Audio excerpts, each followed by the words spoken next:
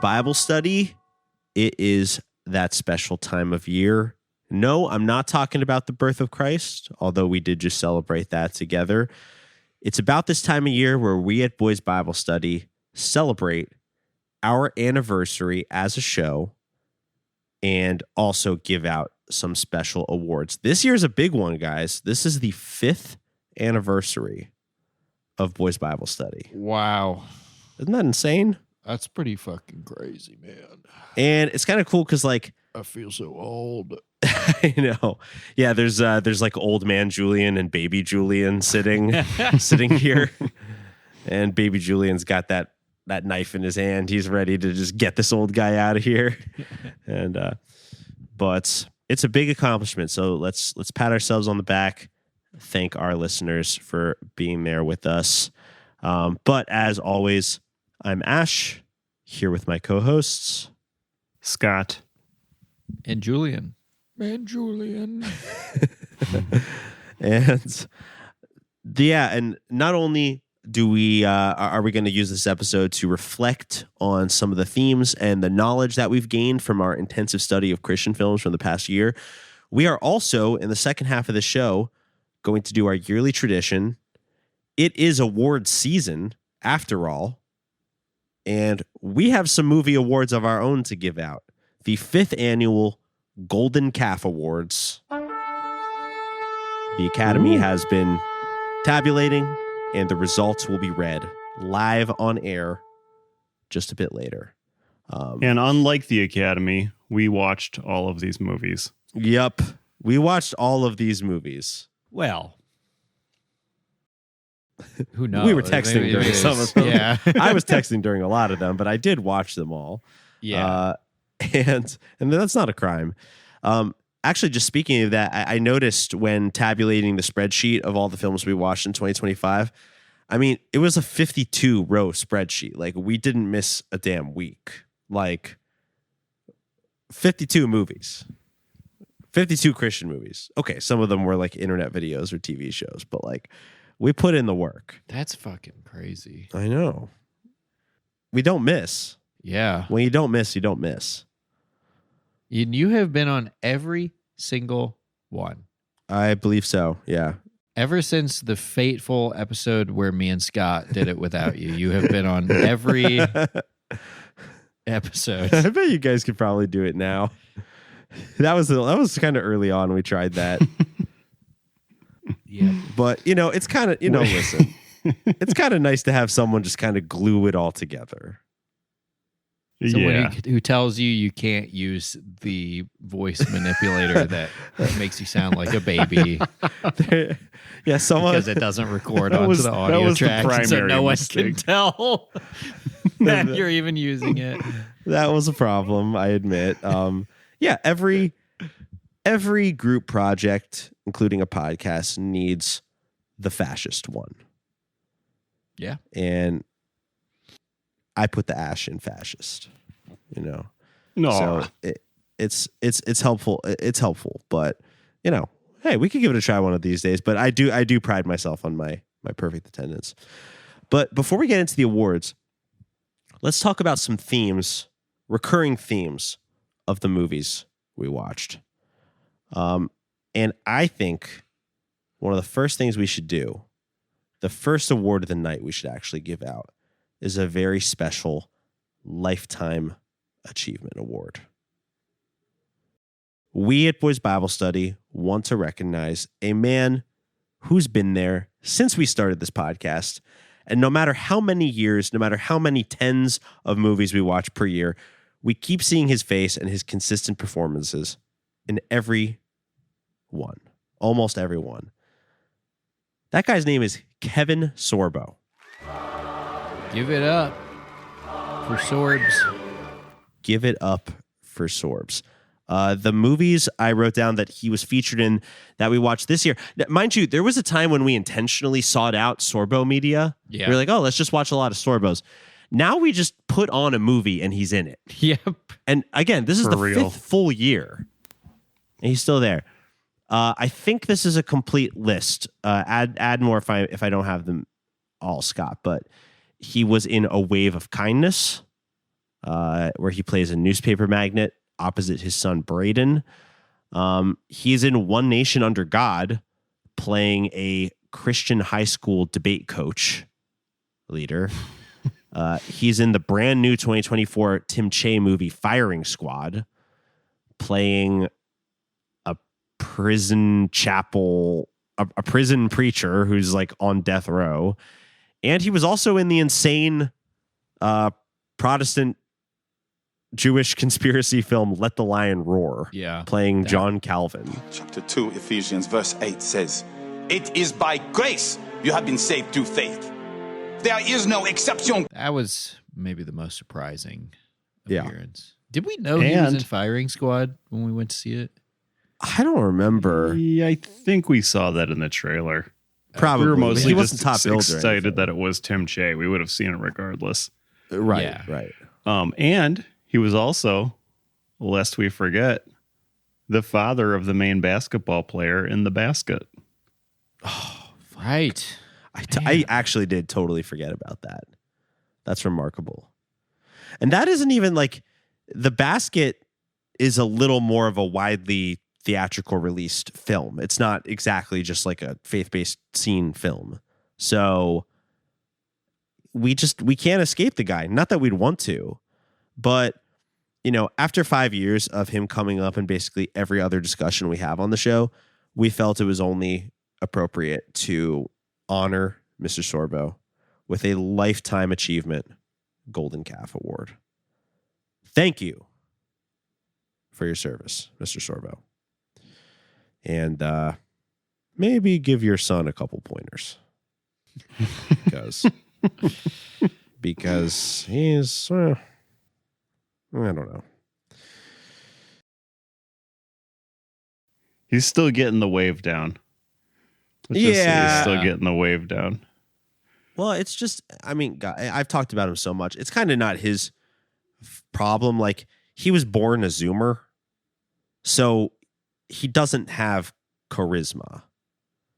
He's like he's, you know, very handsome, comfortable being in front of the camera, but has like no command of moving his face and body and no social skills. And that's kind of not his fault. It's just like the times he was raised in. Yeah. So, you know, maybe he was doomed from the start. Maybe we all were. But moving on, here's a really cool theme that I noticed that was in a couple of the movies we watched, including some of the ones we just named. A popular theme of Christian films that we watched this year, or in 2024, I should say, is being so specific about the type of Christianity you practice that it alienates everyone around you. I think that some of the films we watched this year involved characters that became so profoundly alienated from normal life that the idea of using these movies as a, you know, role model for yourself, it just seems pretty ill-advised. Perfect example of this, directed by Chip Rossetti, the fantastic film An Unexpected Bar Mitzvah. Yeah. Did we do that movie because of the Jewish tunnels, or was that just a coincidence? I believe this one was well after the Jewish times. I feel like that was that last year, though. That was a 2024 thing. That was early in the year, though. Yeah, so it was. I think we did it around the same time. Really? Yeah, I think it was like February 2024. I think. Well, we didn't really know. Maybe it was. Well, the film was on our radar. What this was going to be. Exactly. No, we didn't. It was just based solely on the insane title. Right. In our fandom of Chip Rossetti. Props to Chip Rossetti. I feel like it's very rare to see a movie with a title that is as insane as The Unexpected Bar Mitzvah, and then the plot of the film is even more insane than that title. He stuck the landing. He couldn't do it, of course, without the help of his writer/muse, Donald James Parker. Right. Kind of like how Eggers has, Robert Eggers has Willem Dafoe as a muse. Yeah. Chip Rossetti also has a senior citizen who he thinks is beautiful and smart and wants to be in all of his films. So I think that's very special. And Unexpected Bar Mitzvah is notable because although it's kind of hard to define what it prescribes at the end, it could certainly be called a sort of messianic Judaism. That is a take on Judaism that still recognizes Jesus as the Messiah. Yeah. Jews for Jesus. Essentially. And although that is a colloquial. thing, sorry? I believe that's the colloquialism for the Messianic Jews. I believe so, but I also feel like, I mean, there is just like a religious group called Jews for Jesus, and that phrase was never mentioned in An Unexpected Bar Mitzvah. Like, he wants something completely unnameable and unknowable. Like, he offers a path in that movie for both Jews and Christians. He's like, you can either be a Jew that accepts Jesus as the Messiah, or you have to be a Christian that only uses translations of the Bibles where they preserve the Jewish names.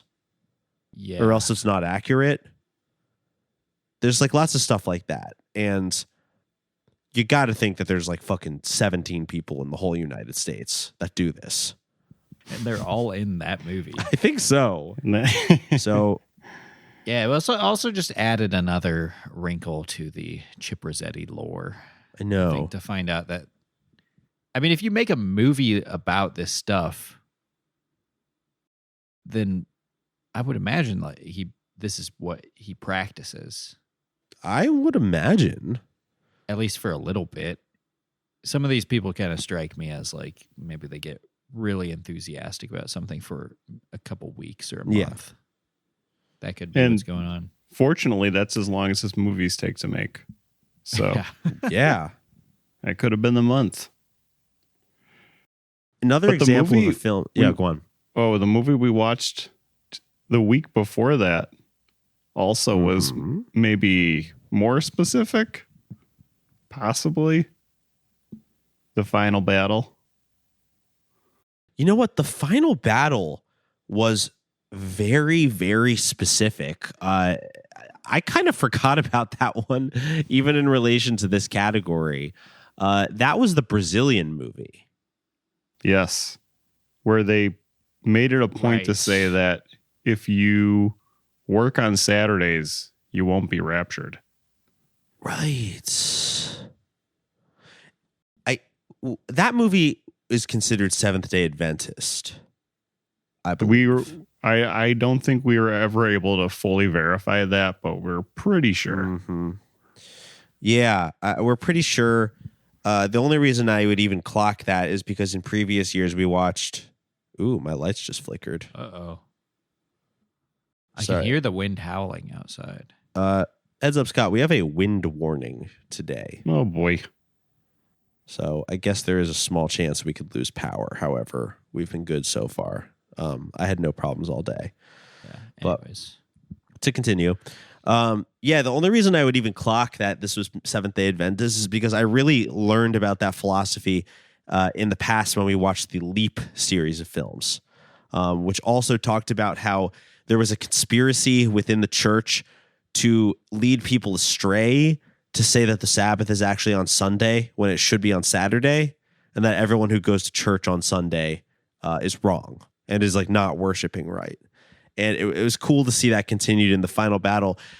That's just one of those things where it's like, I don't get that type of Christianity where you literally think that like, I'm sorry, the Protestant in me is really going to come out right now. Okay, I apologize. It's not the people's fault that church is on Sunday. Like, if they go to church on Sunday, you shouldn't go to hell. You can't. It's not like prayer doesn't count if it's on Sunday. Like, you're still honoring the Sabbath. I don't understand why it has to be so fascist. What about churches that offer services multiple times a week? Did like most of them not count?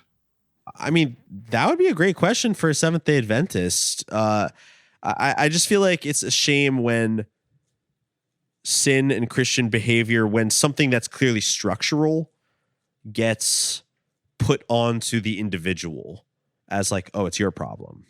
It's also interesting that, like, you know, we don't really know what day is Saturday to God. No. I don't think God used the same calendar we do now when she invented Earth. No, literally man-made calendars. I mean, that was done in honor of these like customs that were set, many of which date back to ancient times, even Bible times. But like, speaking of which, I was having a funny conversation with a coworker just 2 days ago, where they were saying that Easter is going to be on April 20th this year. And I was like, why isn't it the same day every year? And they're like, well, because it's the third Sunday or something like that every year. I was like, but that doesn't make sense. And they're like, yes, it does. That's the rule. And I was like, but Christmas is always on the 25th. It's not like the day Jesus died changes. It doesn't make any sense. I know, it's very interesting. Like, I mean, neither of them really make sense, you know, because you're always like, because every 4 years you get an extra day. Right. So even if you go by the date, it's still not. Wait, maybe I'm wrong on this one. No, I know what you're saying. I mean, all of these dates that we've ascribed to things, they're just approximations. We're doing the best we can with the schedule that everyone's agreed on to like approximate these holy days. Like you can't really. They surely came from somewhere, but this far forwards in time, we can't say that they're accurate. Yeah. So what did this person have to say in response to that? They were basically just like, well, that's the rule, right? Yeah, they were like, basically that's the rule. And I was like, but why is that the rule? But why is it the rule? Rule's different for other day, you know? And like, presumably, if you're celebrating the day somebody died, it's always the same day. Yeah. I wasn't born on, you know, my birthday isn't the third Wednesday of every June. Exactly. Right. I think for Easter's specific case, it has to do with like the liturgical calendar. There has to be like so many Sundays between like Christmas and Easter. So that can differ. So I think it does serve some kind of liturgical function, but it is a bit odd to the modern calendar that one date Christmas is like a memorial date. It's like, we figured out Jesus' birthday. And then there's another date also of a significant day in Jesus' life that is like completely movable. Like there's just like an immediate like logical thing that doesn't kind of make sense there. I don't know. The powers that be were like, we've given them enough weekdays off work. We got to make sure this one's always on Sunday. Oh, that's a good call, actually. It's possible. You can have Christmas or you can have Easter off, but you can't have both. Yeah. Man, I'm going to start telling my work I celebrate real Easter. Like, it's Wednesday this year. What can I do? It's Wednesday. You should get some Seventh-day Adventist type beliefs that you then use to impose yourself upon your workplace. Speaking of which, one of the other deeply specific films we watched this year, the Jehovah's Witness romance epic, What is True Love? Oh, yeah. You ever make a decision that you know was right, but it still hurts anyways? Absolutely. And a couple years ago, my little brother was disfellowshipped. So we had to stop associating with him. It was the right thing to do, of course, but it was still painful. 1 Peter 5:7 has always helped me. Jehovah cares for us. So we're never really alone. You know, we've spent many a digital recording talking about the Jehovah's Witnesses. I don't think we have to get into all their shenanigans right now, but I think they were the first Christian denomination that really showed to us just how wonderful it is to be completely stubborn and off-putting about your daily spiritual practice. Yeah. And putting that before everything else, including your boss. Fuck your boss. Jehovah says fuck work. We've said this many Jehovah times. says what? Fuck work. And Jehovah also says, don't fuck somebody who hasn't been baptized. Exactly. Yeah. Ladies, you don't want to do that. If he hasn't been baptized, If you go home with a guy and he doesn't have pictures of his baptism on his bookshelf, I don't fuck him. Nope. But, you know, it doesn't stop there. Another film that we watched this year that I thought was like very, I mean, this is maybe the best example, even up there with The Unexpected Bar Mitzvah. Let the Lion Roar. We already mentioned it when we were talking about Kevin Sorbo because he cameos in that film. But like, Let the Lion Roar, one of the strangest and most engaging yet off-putting films I think we've ever watched as a show. Yeah. The Jews are blood brothers of our Lord. If it were proper to boast of flesh and blood, the Jews belong to Christ more than we. I have had much conversation with many Jews. I have never seen either a drop of piety or a grain of truth or ingenuousness. No, I have never seen common sense in any Jew. Truly remarkable. This was, it's every so often we watch a movie on this podcast where it's like, I don't even know how, I can't even begin to imagine like the headspace you are in. What kind of fucking hamsters on wheels are running around in your head to come up with like this as a movie? I know. That film was by Derek Frank, and it's directed by his daughter Vanessa, but it is essentially a one-man show, a filmed one-man show of Derek Frank diagnosing the problem plaguing modern Protestantism, launching a full-scale attack on Martin Luther for his history of anti-Semitism, and then at the end proposing 5 more theses to add to Martin Luther's 95 theses that improve on Luther's work, in the Protestant Reformation. To do this, we're going to follow in Luther's footsteps. We're going to start by nailing up some theses about why today's church is not what it should be. And then we'll build and plant from there. Fortunately, we won't need 95 theses like Luther. We'll only need 5. Thesis number 1. It is a lie that the church replaced Israel in God's purposes. Thesis number 2. The failure to expose this ancient deception distorted the gospel of the Reformation. Which Derek Frank claims in his film that he was called to do. He was called to finish the Protestant Reformation. And it does not get much more specific than that. It really doesn't. Like, and so that's why we want to say out there, like, to all of our listeners who may or may not be experiencing some kind of manic episode or, psychotic break, make a movie. Please. Send it to us. We would love to talk about it with you. So, as you can see, the best possible Christian you can be is the most specific. But some other cool themes from films we watched this year. I really enjoyed the handful of movies about robots and technology. Yeah. That we watched this year. Okay, there's only really 2 I could think of, but they're both remarkable as a pair. And they are The God Question, the film about the man who talks to Chat GPT and it drives him insane, basically. The computer will say, well, you have to leave your spouse, or do this, or do that, and people will just follow its advice. And The Robot, the Creator, by Jasmine Deanne Andrews, which, spoilers, is in our nominees list for Best Picture of 2024, because that one blew us away. Yeah, the kill command is something I still think about frequently. Yes, I think about it all the time. Yeah. Like when someone mentions like Siri or Chat GPT or whatever, I imagine like, you didn't put in the kill command, did you? No! What are you doing in the dark room? I'm programming the robot. Have you put in the kill command? No!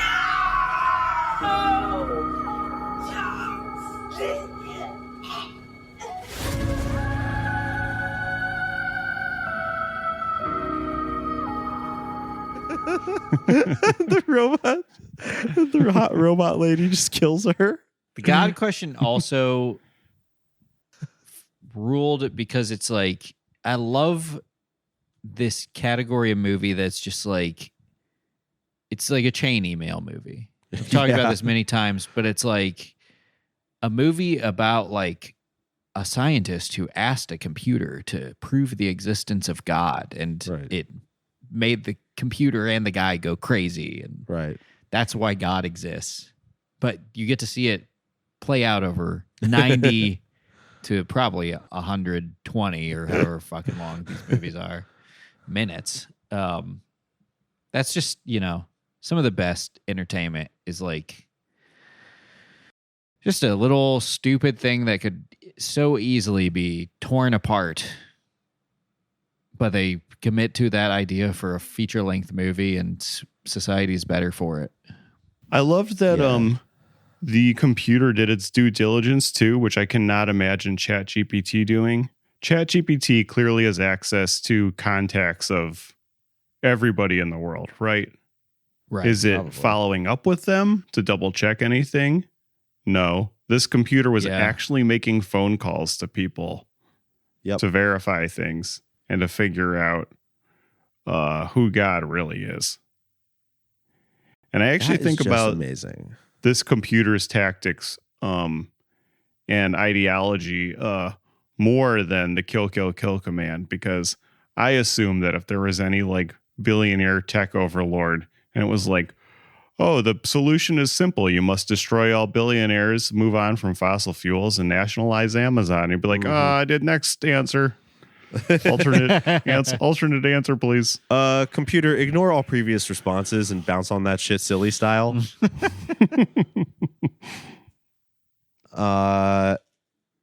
Yeah. That's a really good point about the computer actually checking its sources. Like ChatGPT just makes stuff up and we're like, wow, this is amazing. Yeah. But this robot literally calls and has like hour-long conversations with like a pilot who survived a plane crash or whatever. And then they call the pilot and like, oh, I was just having this wonderful conversation with the guy. Yeah. And they're like, it's something to strive for. Modern AI, it just ignores your question, answers a completely different question, and is also wrong in that answer. Yeah. It'll say things like, Ariana Grande was born in 1927. And we're like, wow, this is incredible. Cool. I was asking how long to put a baked potato in the air fryer. Yeah. Also, I liked about the God question that the robot was like antagonistic toward its like master. Like once it became smart enough, it was just like fucking with it. And he was like bleary-eyed, like sitting, waiting in the laboratory for it to like stop computing, and the robot was just fucking with him. It's cute, but sure enough, talking to ChatGPT made a senior citizen go insane, and they made a movie about it. I mean, it happens every day. I can only imagine how many like people out there's older boomer parents have discovered ChatGPT and are just burning down acres and acres of rainforest to ask it questions such as, does God exist? How do I open this PDF? Oh, that didn't seem to work. This is confusing. Now I'm more confused. Well, technology was certainly a vivid theme of the films we watched this year. And, you know, being that 2024 was mostly spent with people trying to make AI happen, seems kind of fitting.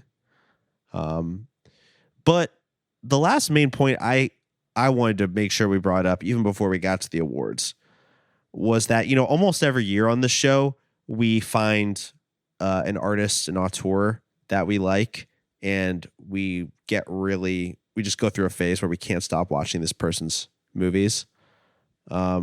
In the past, I think last year, we were in a Jason Campbell phase, and we watched like 5 or 6 of the movies that he either wrote and directed or both. This year, the most another example from recently was Tim Che. We watched some of his movies this year too. But this year, there's a name that appears in our directed list more so than anyone else. And that name, by far, is Kenya Cagle. Another artist who has embraced AI. Right. Yes. With his, I mean, we can talk about his past works, but currently he's on that kick of making the AI-generated music videos with the AI-generated songs and kind of just posting them as if he wrote and stars in them. Yeah, they're oftentimes like him like using lip-syncing.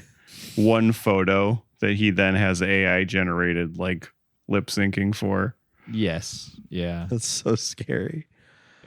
It kind of reminds me of my friend showed me that like Damon Packard has been doing a bunch of like short form AI filmmaking things. They're actually pretty cool. Yeah. And I would say that Kenya Cagles are kind of like a version of that.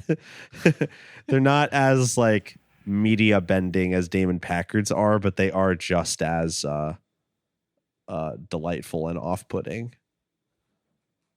Truly. But the reason that we like Mr. Cagle is because of his narrative feature films, of which he has many. And we watched, I believe, 6 this year. Was 5? it 6? Maybe it was 5. Well, I think it was 5. I have Father Dad, 13 Months. I always dreamed of making my own sandwich. I like to put the meat on the bread. The Boy Who Saw Christ. You think you really saw Christ in the bathroom? I don't think. I know I did. You didn't see Christ in the bathroom. I didn't? No, you didn't. Why not? Because Christ is dead. Sin Apple. New York is a paradise for demons. And My King. You even chose the drug. We raped her together. Black Lives Matter. I think that was all of them. So 5. I mean, 5. that was like a tenth of our year. Yeah. Was spent entirely with Kenya Cagle. He is a New York City-based filmmaker, and the films that I just read off, they run the gamut in terms of tone and theme. And they're all from the 2000s through the 2020s. He's currently active. He's making lots of films. And hey, I haven't looked at his IMDb page in a couple months. I wouldn't be surprised if there was a new one there. I don't know for a fact, but it just wouldn't shock me because he's very prolific. I mean, not to spoil for, our Golden Calf Awards, but like, what's everybody's favorite Kenya Cagle film at this point in the year? Now that we've had some space from all of them. I am back on recency bias because I was just talking to one of the friends of the pod we've had on a couple times today about The Boy Who Saw Christ. Mm-hmm. So I gotta say that was my favorite of the year.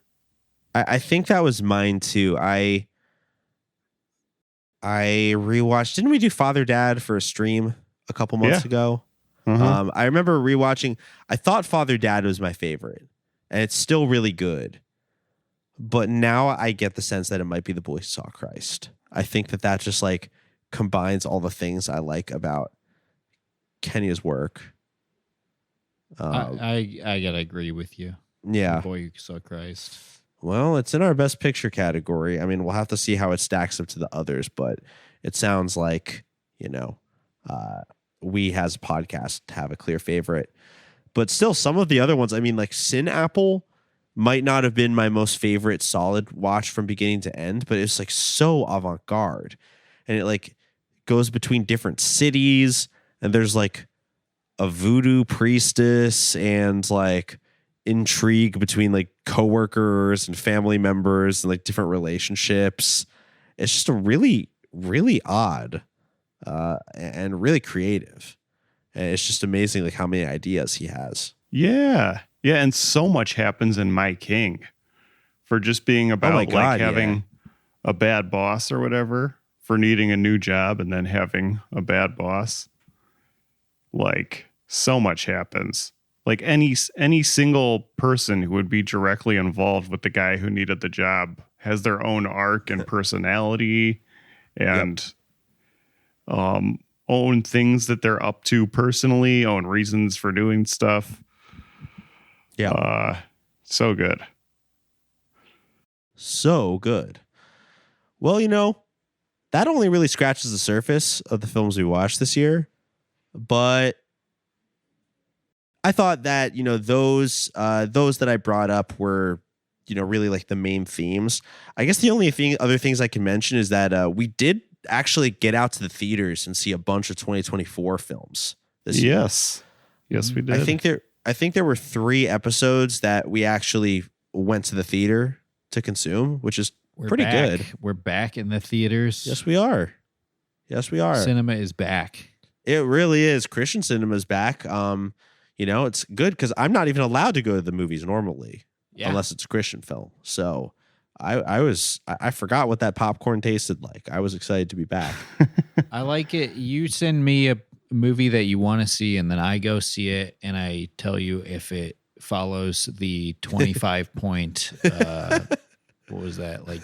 If it's good or bad art. Yeah, good art. The good art checklist. Yeah. Does it affirm life or does it negate life? And if it celebrates God and affirms life, then you can see Then I'm it. allowed to see it. Yes. Sure. Yeah, 4 that we could have gone to in theaters, but I think 1 we watched extra legally. Yeah, sure. I mean, sometimes we have to. The 3 that we did see were The Forge, the new Kendrick Brothers film. Alex Kendrick directed that one. Also, The Firing Squad, the new Tim Che. You know, these are 2 directors we admire that we just like had to go see their new joint. And most recently, we watched the Christmas film, The Best Christmas Pageant Ever. Yep. Directed by Dallas Jenkins. And it was a delight. It's just cool to know. What was the one we didn't make it? Reagan? Reagan. We watched Yes. Yeah. Reagan, well,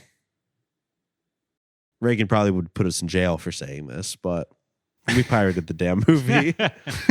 But you're telling me you're letting them watch my movie for free?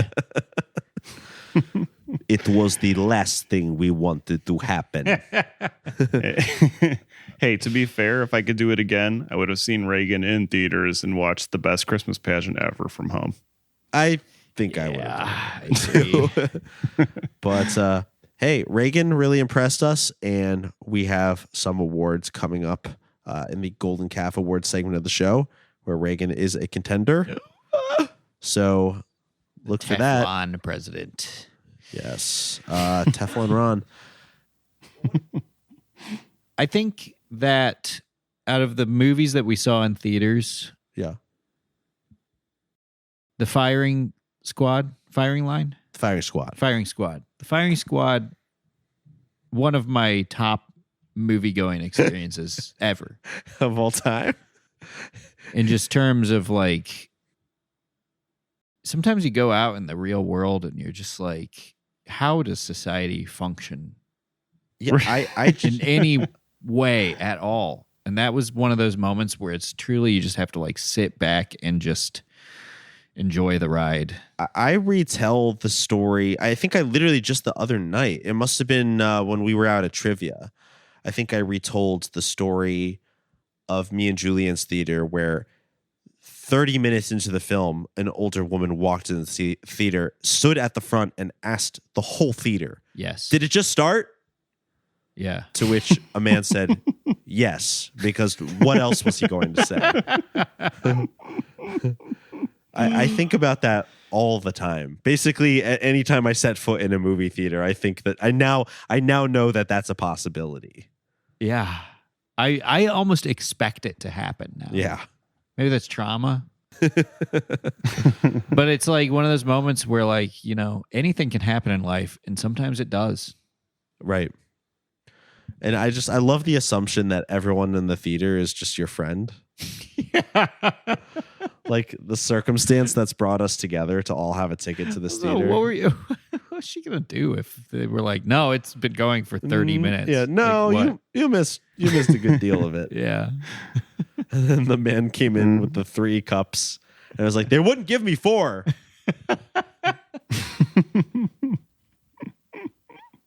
God bless them. God bless them all. Oh, what a treat to be able to see a Tim Schafer movie in theaters. I know. Yeah, never thought we'd see the day for that either.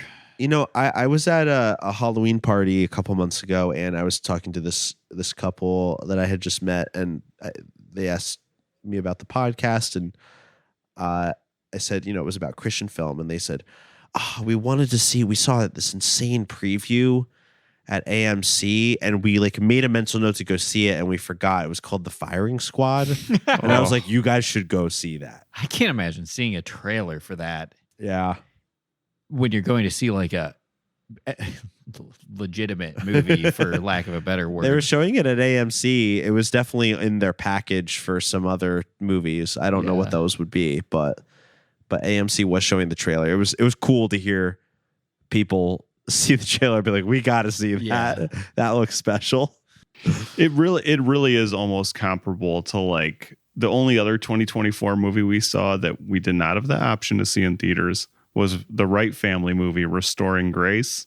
Right. Like, can you imagine seeing a trailer for that before, when you're going to see Reagan or whatever? Yeah. And being like, now this we got to see. Yeah. I still wish, I long for a universe where distributors took a chance on films like those and just paid for mass distribution and observed what happened. Mm-hmm. I would think, and maybe it's a bit of a gamble, but I would think that it would work out for some studios. A movie that cost a family of 4 $250 to make could make quite a multiplier. Yeah. In theaters. Oh, yeah. I feel like there's if you are under a certain amount of money for a budget and you spend like, $1 million promoting it, there's absolutely no way you could lose money on this. I know. I mean, I don't know how much it costs to get like a trailer in front of a movie, but like it wouldn't cost that much to just be like, this movie cost us, $200. It's a tremendous piece of shit. But if we just like promote the fuck out of it, we will make a profit on it. I know. Yeah. It seems like a no-brainer to me, but instead it's like, well, if we spent $500 million on this movie and another $600 million promoting it, we might break even. Yeah. Right. But I guess that, I'm not very literate on how taxes and write-offs work, but maybe that is also a viable economic option. I think there's some other stuff at play here, yeah, but well, team, we got some awards to give out. Yeah. I move that we take a brief break and resume to give out the 2025 5th year anniversary Golden Calf Awards. What do you say? I second that notion.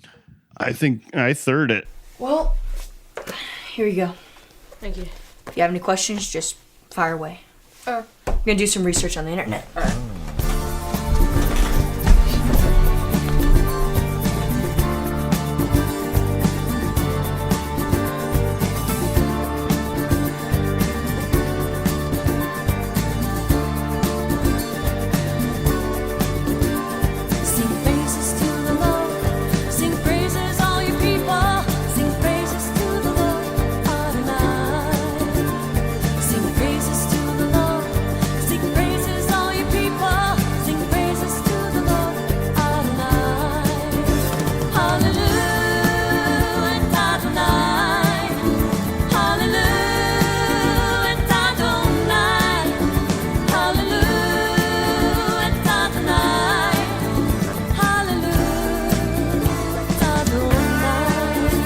All right. We're back from our short break.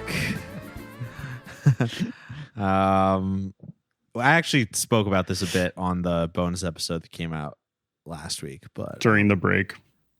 Yeah. During the break, but I do want to reiterate. I'm just gonna break the illusion here. That about 2 weeks ago we said let's take a short break and come right back. Then the power went out at my apartment, and Julian and I had to evacuate Los Angeles. Because the people we know were like losing their apartments in wildfires. Yeah, blah blah blah. we couldn't be around to help. No, we couldn't be caught So we got dead the fuck doing out that. of here. Yeah, I did not want to be invited to anybody's like cleanup thing. So we got out. No, as I said on our last week's bonus episode, everyone involved, Boys Bible Study, and our. Almost all, with few exceptions, like our close friends and loved ones, got out basically unscathed from the fire. We do have at least one friend who had to move. Point is, that was 2 weeks ago, and we are now back from our short 2-week break. Return to normalcy. To bring you our 5th annual Golden Calf Awards. The first of the new Trump administration. Correct. Yeah, we were supposed to do this under the Biden admin. Yep. But he did not come through with our pardons. So we were very bitter about that. We're back. So we decided we're gunning for the preemptive pardon from the Trump administration. That's why we're releasing this now. But let's get into it. I literally don't remember what we said on the first half of the episode, but for anyone who's brand new to our show, how the Golden Calf Awards work are that we have created awards categories of our own choosing, and we're honoring the best of any film or piece of media that we, Boys Bible Study, watched in the year 2024. Okay, so these movies might be new, they might be old, they're anything that is new to us that we watched and officially reviewed on the show in 2024. And we're going to go through categories, pick our favorites, and honor our favorites with a special Golden Calf Award. Woo! Melted down from the jewelry of the Israelites while wandering through the desert by Moses, friend of the show. Let's get to it with our first category, and that is Best Celebrity Cameo in a Christian film. Oh. Okay. Whew. So I'm going to read these off. All three of us are going to discuss. Also, Golden Calf rules. We, the three of us, we have to agree on an answer unanimously. Yeah. For it to lock. So, this might be some compromising, some friendly discussion. That's how it works. We pick them together. Here are the nominees. Barry Bostwick as Grandpa Davis from hit X.com TV show The Potwins, a.k.a. The Show on X. Remember when they tried to rebrand as the official show of X? Bro, this is such a That's shit right. show. This is why I was like, I need to start watching Walker, Texas Ranger, and Touched by an Angel, because that is back when this shit made sense. I know. Scott, you ever watch Walker, Texas Ranger? No. Yeah, you should. Julian and I just watched an episode, famously an episode that I've said before on the show. I remember watching in an Applebee's lobby when I was a little kid. Julian found that episode, and we watched it with Tom and some friends last night. It was really good. It was better than I remembered. Like, honestly, that's great. television. It's just straight up do not make shit like this anymore. No. Some people would say for better. I say for worse. Because it's for worse. It's like one of the funniest fucking things. And just gripping. Captivating. Yes. Anyway, to continue our nominees. Michael Madsen from the movie Eyes Fronts. There's actually no character name listed for him on IMDb. If God exists, then he must be good, and if he is good, then there cannot be evil.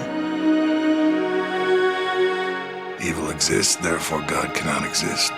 Maybe That's we remember crazy. from our episode, but as far as I remember, he's just kind of a mobster stalker type guy. He was great. He's like a drifter kind of amateur philosopher guy in it. Yeah. Is that the one where the guy was like reciting, like monologuing about like how ugly? Ugly and fat people were. Yeah, it was like American Psycho combined with Drive, combined with like Christianity. That was a dark movie. It was weird. He was like, if God is good, how can there be evil? But there is evil, so how can there be God? Right. And then it just loops that basically for the 75 minutes. The things that keep us up at night. Continuing with our nominees. Roddy Piper as Russ in The Reconciler. How would you like to sink your teeth into something real? A real story. Seriously? Yeah, seriously. Okay, listen, I've been thinking. I look out here and I see progress, okay? I see battery powered cars. I see solar panels and I see equal rights. The newspaper owner whose dialogue was almost completely illegible. Continuing on. Daniel Baldwin as Mitch Bright from the film Christmas with a Capital C from 2010. I don't think you really have a problem with Christmas. Oh, you'd be wrong about that. Really? Because I do have a problem with Christmas. As I do with Jesus and God and all the rest of the garbage you Christians have been jamming down my throat since I was a kid. You think you have all the answers. The rich guy who wanted to be the mayor of the small town. Right. Another Baldwin nominee, Stephen Baldwin as Jerome from Let the Lion Roar, 2014.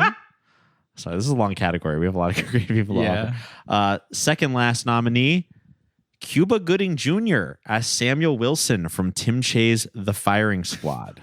This is just... We've been through so much this year. And lastly, I think that's like 8 now. I can't remember. Scott Stapp as Frank Sinatra from shit. Reagan. What a fucking... What a year. Wow. Power players. This is crazy. I mean, for me, I'll just say like, this isn't necessarily my pick yet, but I will say like, if Scott Stapp wins, which he's definitely in the conversation, it'll be one of those where like, you know, when someone wins the best supporting actor Oscar and they were only in the movie for like 12 minutes or whatever. If Scott Stapp could easily win cameo for just like gesticulating, pretending to be Frank Sinatra while looking and not sounding anything like him. Daring performance. It was. Took a lot of creative liberties with Frank Sinatra. With the character of Frank Sinatra. It's crazy to have a historical drama with like all these characters who are based on real people, and you just have Scott Stapp as a real person, Frank Sinatra, have him look nothing like him, act nothing like him, sing nothing like him, never refer to him by name. No one ever talks to him. He's in the movie for 3 seconds in like an establishing shot of a club. And then in the credits, just be like, he was Frank Sinatra. It's so funny.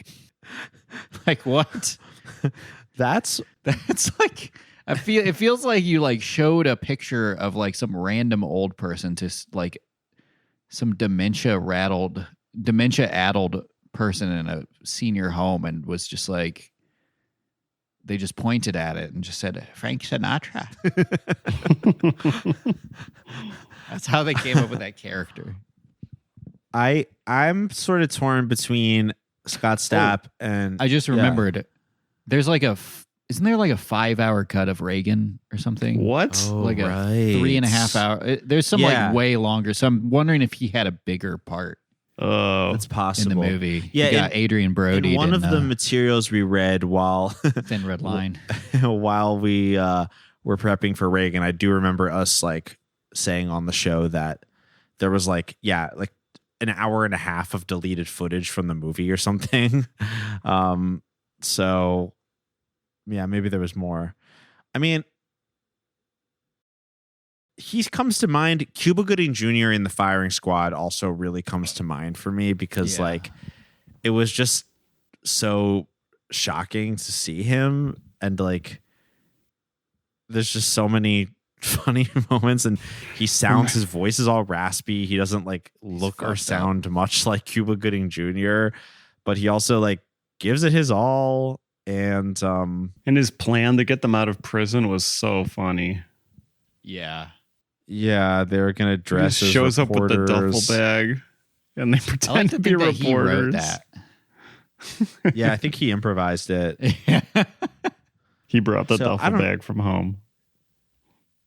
I don't know. Those are my top 2 picks, I think. But you know, we got Baldwin's, we got Madsen, we got Roddy Piper, Barry Bostwick. Does anyone have any other top choices? I gotta say, Daniel Baldwin is the CEO who just jaunts into town for Christmas with a capital C was pretty good.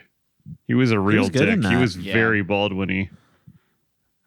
Yeah, and it was very like believable when at the end of the movie it's revealed that he just like goes home to his rented house that has no furniture in it because he can't afford it, and he's like actually a loser, and he's just been like stunting and trying to make everyone's life horrible because he feels like lonely and bitter.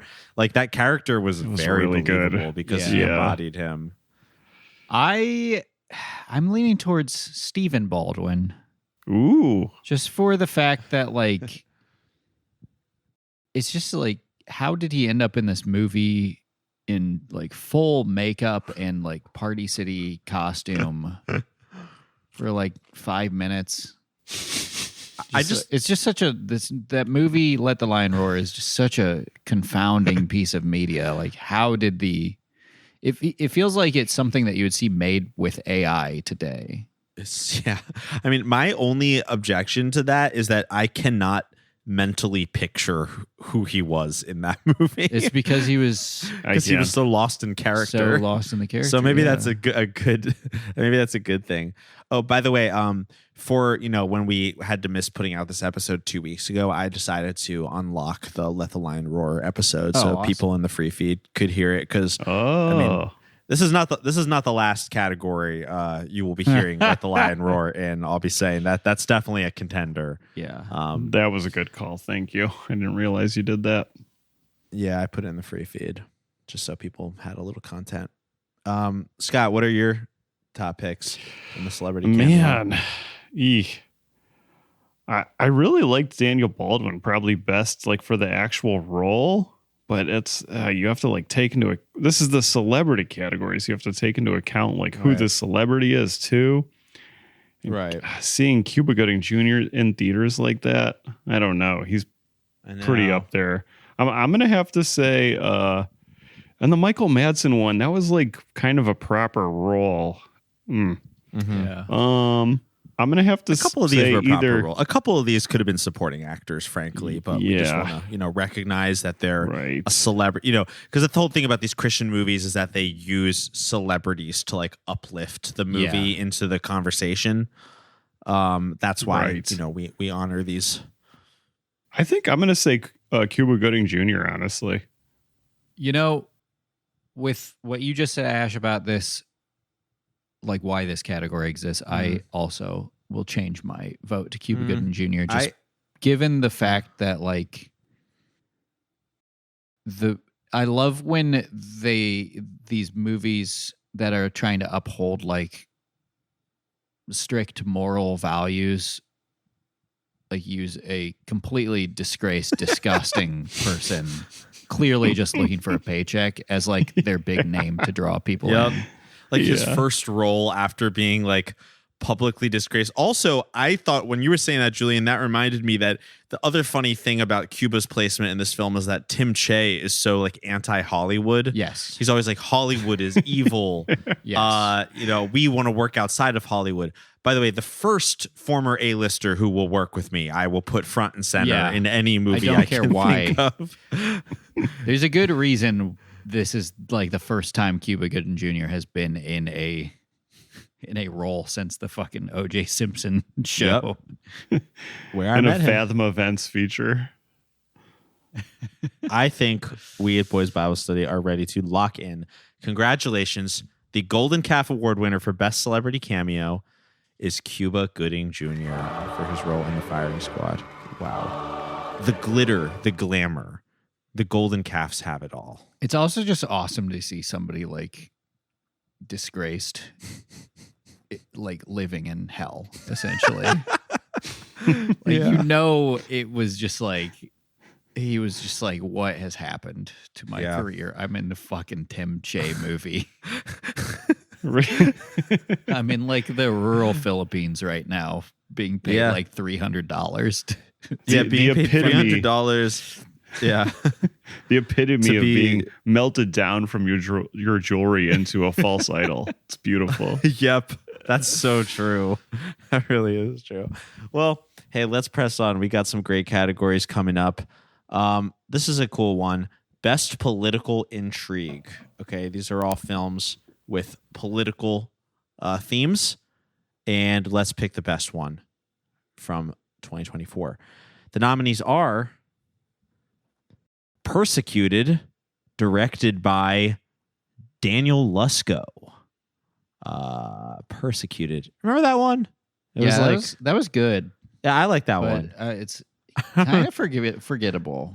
Surprisingly forgettable, given the feels like it would check all the Julian boxes. It was the big. It's good for now though. It's a good bring with our guy back in office.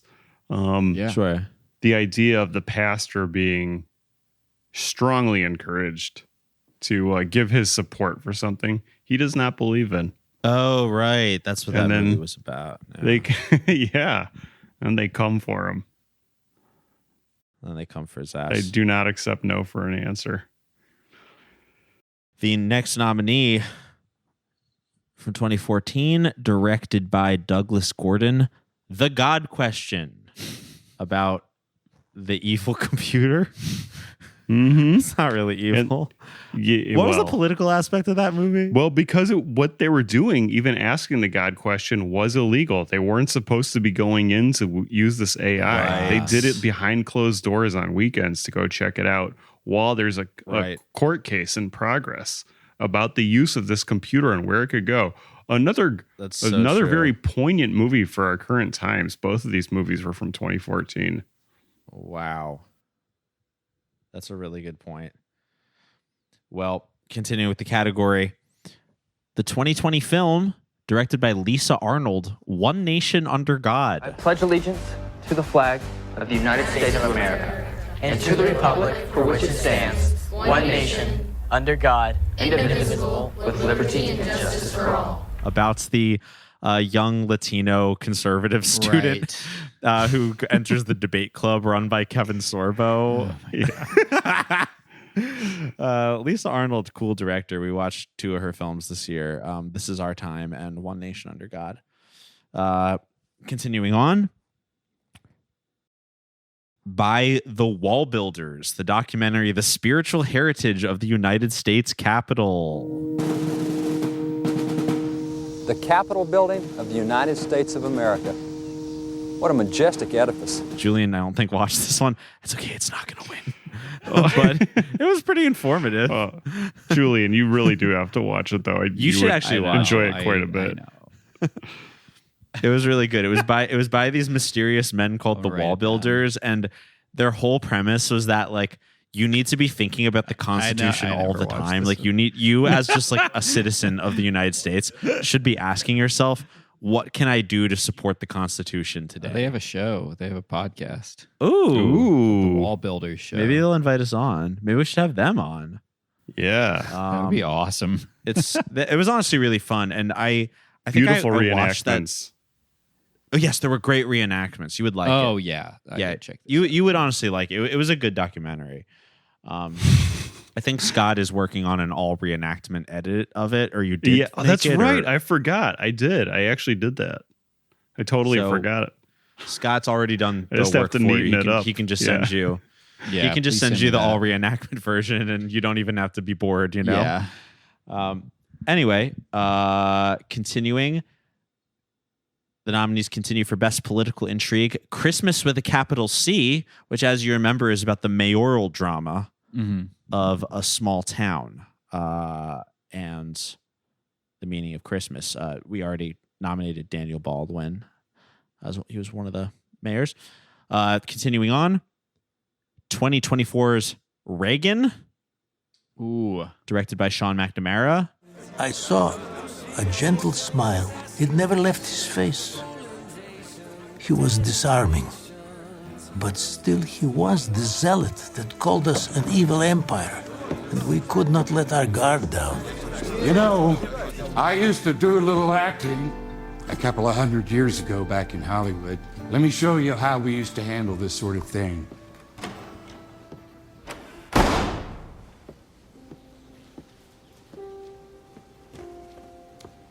Take 2. Hello, Mikhail. My name's Ron. Gotta say that's gonna be a top one for me. And finally, another 2024 movie directed by Ashley Hayes Wright, Restoring Grace, also about mayoral drama of a small town, but this time it was like the little girls were lost in the woods, and like the one mayor like didn't want to rescue them or something. One mayor was a pedophile who was basically kidnapping children. Yeah. In as many words, that's what they said. And the prophet Elijah stops him. And the other mayor, who is the good guy, is also a sheriff who like drives drunk everywhere and like leaves his gun random places as a man. And it's just like sorry about that, honey. Because it's like Daniel Owen Wright doing his like same, or David Owen Wright doing his like same voice he does for everything. He's like, you're telling me you're the prophet Elijah. I almost did a Reagan voice there. You're telling me you're the prophet Elijah. Speaking of which, it's Reagan for me. Yeah, I would be willing to hear others, but that is what jumps to mind for me. I legitimately loved the movie. I think about it all the time. I think I'm going to go with Reagan, but I got to shout out to One Nation Under God just because it was like so good. The concept of like the hardcore atheist public school was pretty cool.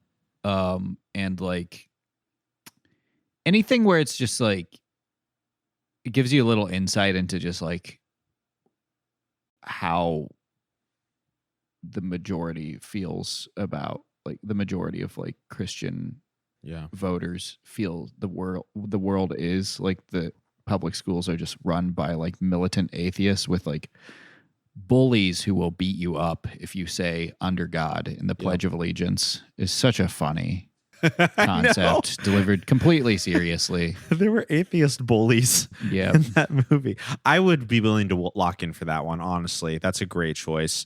What do you think, Scott? What are your choices? I personally thought neither of you remember it, so it stands no chance, but Persecuted really did have the most political intrigue. However, thanks to a new ambassador to Hollywood, John Voight, Reagan was truly unforgettable. And so that is my pick as well. Persecuted was straight up a political thriller. Yeah. But like you said, Reagan, it was just nonstop laughs with a good message too. And I learned the term hagiography because of it. Wow. I forget what that means. What does that mean? It's like a biography that's a total puff piece. Cool. Good word.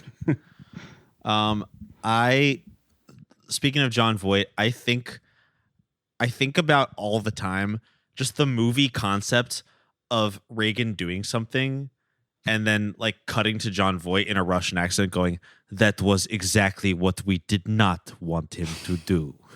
Like that's like the funniest way to present information in a movie I've ever seen. And hey, not only was John Voight, again, congrats to him, ambassador from DC to Hollywood. Maybe now his extended family, the Paul family, of which director Sean McNamara is like a member, maybe the Paul family, like maybe this is their time to rise to prominence in Hollywood, and their huge pantheon of films that involves Reagan will be recognized. Yes. So I think, hey, listen, award shows are a little political. We'd be lying if we said they weren't. Not only does this movie deserve it, but also, given the times we live in right now, I think it's time for Boys Bible Study to lock in the Golden Calf Award winner, Best Political Intrigue, Reagan, 2024. Oh yeah. Congratulations. He could tell. He could see your soul based on what color jelly beans you eat. That's so How cool. could I forget? We will never have another president like that. We might never have another president. I don't know. Yeah, well, we don't deserve another president because we let Reagan die. We might have Reagan again. We should start pushing for that now. Yeah. Oh my God, Scott. AI Reagan. Scott, we watched an episode of Touched by an Angel yesterday that starred. Awesome. I can't remember the actor's name. She's in The Sopranos. Yeah. She plays one of Tony's love interests during the show. She plays a scientist who is trying to clone Albert Einstein and have Albert Einstein as her baby. Yes. Whoa, that's awesome. And there's a subplot where then it flashes back. They flash back to like the angel of death taking Albert Einstein away. And they flash back to there's just like a Japanese gardener who was wounded in Hiroshima and like blames Albert Einstein for it. It was insane. Yeah. Whoa. And that's used as evidence as to why Albert Einstein should not come back, because he wanted to die because he felt so guilty about what the atomic bomb did. For some reason, I don't know, maybe he didn't get the paper that day, but he seemed pretty surprised to find out that the atomic bomb killed a lot of people. He was like, "Was ist das?" And Albert Einstein is like, he just says German words every once in a while. It's so funny. He refers to all women as Fraulein. He was like, "Why don't you find yourself a Fraulein?" It's genuinely, I think, Touched by an Angel and Walker, Texas Ranger are like all you need to understand America. I did not expect to see only like the third episode of Touched by an Angel I've ever seen, and there was a depiction of an atomic bomb going off. Like you actually see a mushroom cloud in an episode of like move Touched over by an Angel. Twin Peaks season 3 episode 8. We don't need you anymore. Oh man, I can't believe it. During our break, David Lynch died. By the way, yeah, fucking R.I.P. Man. There are breaks where that episode of Twin Peaks season 3, season 8. That is the only time I have immediately watched an episode of TV again. Totally. Yeah. Oh my God. There are breaks where nothing happens, and there are breaks where 2 weeks happen. Exactly. No, for real. R.I.P. David Lynch. I can't think of how many times on this show I've said, I know it's cliche to call something Lynchian, but I'm going to call this Lynchian. I think I've used that rhetorical device like 25 times on the show because like he invented a genre of film storytelling that, you know, can't eulogize him enough. Yeah. But let's continue with our awards here, as David Lynch would have wanted, I'm sure. David Lynch he has a cow on a leash outside of my apartment begging us to nominate Laura Dern for Best Actress, even though she wasn't in any of the movies we watched last year. I keep telling David, she's not eligible. I don't know what to tell you. Our next category, Best Millennial Moments. I think we know what's gonna win. There's I think there's maybe one that you don't remember. Really? Well, maybe you do. Well, here they are. After this, we're getting into. I remember every movie we watched. Okay, first nominee, directed by Lisa Arnold in 2013. This Is Our Time. Oh yeah. We constantly referred to this one as like millennial filmmaking 101 because like it's all about like millennials graduating college and being like, but I don't know what to do yet. And then at the end, they decide to go viral. Yeah. Was, you know, a great movie, very millennial core. The second nominee from the year 2012, a piece of new media that changed the world, Coney 2012. Start making Coney famous today, but all of these efforts will culminate on one day, April 20th, when we cover the night. This is the day when we will meet at sundown and blanket every street in every city till the sun comes up. We will be smart and we will be thorough. The rest of the world will go to bed Friday night, and wake up to hundreds of thousands of posters demanding justice on every corner. Can't believe it's been 13 years. Yeah. And we stomped his ass. No, we really did. Like, we took a couple victory laps after that one, but that was a really fun episode. There were actually a lot of Christian tie-ins, and it was just like really fun to talk with the two of you guys about like how Coney 2012 literally changed the entire media landscape. It's a very important piece of art. The third nominee for Best Millennial Moment, Jubilee's Middle Ground series in general. I guess in general. There's plenty of people out there that can separate sex and love, but for me, when I have sex with someone, I fall in love with them.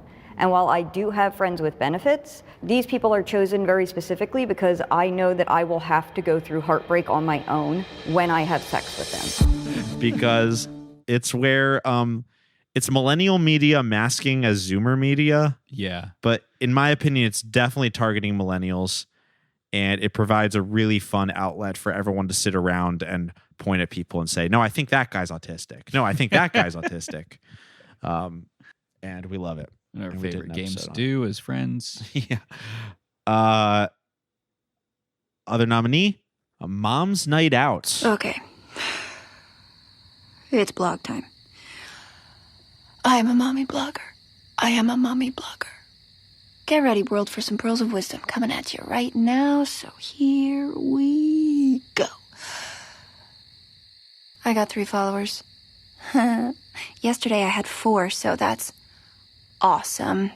From 2014. Ooh, yeah. Remember this one? I forgot to write down the director, but this was a great film starring cast members of Everybody Loves Raymond and Grey's Anatomy and Lord of the Rings. Sean Astin from Lord of the Rings are in it. And it's all about, I actually re-listened to part of that episode because I wanted to remember what we thought of it. And we called it like the spiritual sequel of This Is Our Time. It's like, it's like about millennial parents. Like she has like a mommy blog and she's like uninspired. She's like, I am a mommy blogger. I am a mommy blogger, but she doesn't know what to write. Yeah. It's like, girl, there's nothing going on in your mind. Like, I'm sorry. Yeah. It's pretty amazing. 2 more nominees. Brand new film from 2024, The Best Christmas Pageant Ever. A millennial core piece of filmmaking about, there was just another millennial family film. It was about like millennial parents raising kids and being like, oh, I just don't know if I'm a good enough mom. Yeah. And I felt like it was so for millennials that I saw some old friends over Christmas break, and one of them who was not Christian at all, who did not grow up with The Best Christmas Pageant Ever, how I did. That is the only movie she mentioned during the night. My same age was like, whoa, it was pretty good. I liked it. Like, and that just kind of sealed it for me. Like, this is for millennials. Like, you do not even have Christian interest in this at all. And like, it's not for kids. That's very, very interesting. I'm surprised to hear someone like in the wild mentioning it, especially someone who didn't grow up with the book. Yeah. Yeah. Because they really reinvented it. It was Dallas Jenkins, and he I guess he did a good job of reinventing it as a millennial core Christmas movie. So that's why it's in our nominees. Our final nominee, the Hallmark movie from 2021, Christmas CEO.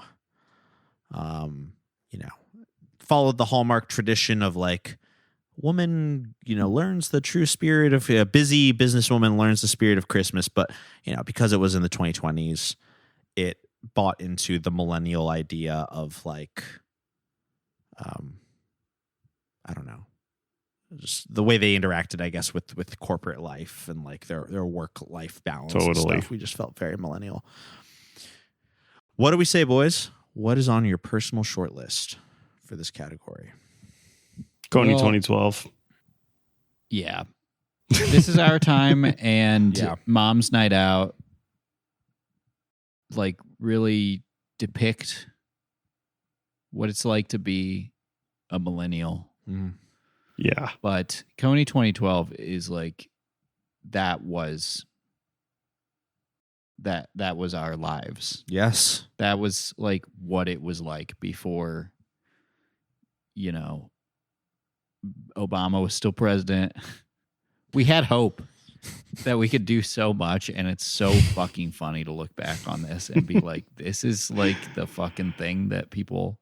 No, like the After Effects, like all the graphics and like After Effects and the way the documentary was made, it just like changed the world in such a terrible way.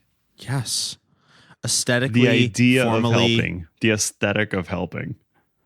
And everybody absolutely. knew about it. Like it was still like the very last days of like monoculture where you could see a video like this and it would be like, it's got 1 million views on YouTube. And it really did feel like every person had seen it. And now you can have a fucking song that has like 50 billion views on YouTube and no Never one heard you it know, before. and you have never heard of it before. Absolutely. Yeah, it's by like a 19-year-old who I've never seen before. It's so interesting. I do agree that thinking about Kony 2012 and like having a retrospective of it, more than 10 years later, it felt as if we were like 3 former meth addicts talking about like something that we did when we were on meth together. You're like, wow, all the crazy shit. We used to stay up all night and try to hunt Joseph Kony. We were painting the night. We were painting the night. We were out till 3 a.m. wheat pasting Kony 2012 on the bridge.